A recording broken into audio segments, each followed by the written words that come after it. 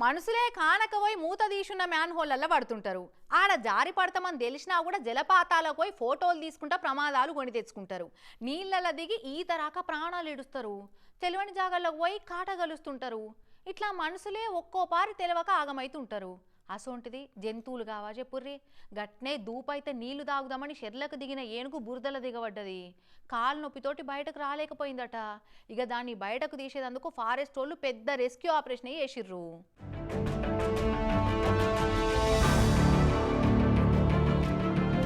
అయ్యో పాపం ఏనుగుకు ఎంత కష్టం వచ్చింది. దూప తీర్చుకుందామని చెర్లకు దిగి బురదలు అటే దిగబడ్డది. ఇక అంత పెద్ద బరువుతోటి బయటకు రాలేక అట్లనే నీళ్ళలో కూలబడ్డది. నొప్పితోటి విలవిల్లాడుకుంటూ మొత్తుకునే వరకు అట్లకెళ్ళిపోయిన ఊరోళ్ళు ఏనుగు నీళ్ళలో చిక్కింది చూసి ఫారెస్ట్ వాళ్ళకు చెప్పారు. ఇక ఫారెస్ట్ వాళ్ళు ఏనుగును బయటకు తీస్తేందుకు పలవనేరు కాడున్న ఏనుగుల క్యాంపులకు వెళ్ళి 2 కుంకి ఏనుగులను పట్టుకొచ్చి వాటి సాయంతో ఏనుగును బయటకు తీసే ప్రయత్నం చేసిరు. ఇట్లా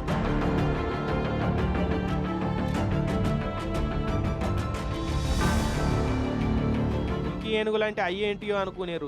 ట్రైనింగ్ అయినా ఏనుగులు అన్నట్టు. ఇక కుంకి ఏనుగులు ఎంత దాంట్లో అయినా ఏనుగు అయితే మీదకు లేవలే. ఇక ఏనుగు కాలుకు ఏదో దెబ్బ తగిలినట్టున్నదని ఆలోచన చేసి అప్పటికప్పుడు మళ్ళీ 2 క్రేన్లందే ఎప్పించారు. ఏనుగుకు మతసూది ఇచ్చి నడువుకు బెల్టులు తాళ్ళు కట్టి ఏనుగును బయటకు గుంజారు. ఇట్లా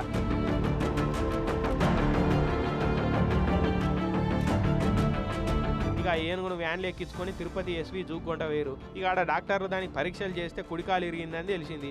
ఇరిగిన కాలు కట్టుకట్టి ఏనుగుకు వైద్యం చేసిరట. ఇక ఏనుగును బయటకు తీసే కార్యంలో తమిళనాడు ఫారెస్ట్ వాళ్ళు కూడా తలో చేసిరు.